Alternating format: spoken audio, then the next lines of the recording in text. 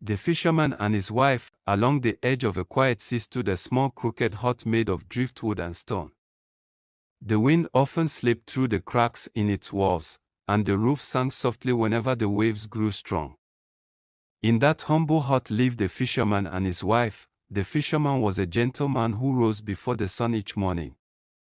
With his old net over his shoulder and his small wooden boat waiting by the shore, he went out upon the water to gather what the sea would give.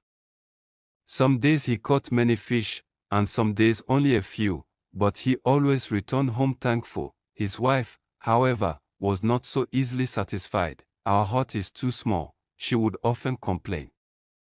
"Our clothes are too worn, and our meals too simple. Why must we live like this while others live better?" The fisherman would sigh and say softly, "The sea gives us enough. We should be grateful." But gratitude was not a word his wife liked to hear. One morning, as the fisherman cast his net far into the shimmering water, he felt a strange pull. The net grew heavy, heavier than any catch he had ever known. With great effort he pulled it back into the boat. Inside the net was not a fish like any other, it was a golden fish, its scales shining like sunlight dancing on the sea. Its eyes were bright and wise, and when it spoke, its voice sounded like the whisper of waves upon the shore. "Good fisherman," said the golden fish, "please release me. I am no ordinary creature. Spare my life, and I will grant you a wish whenever you call upon me."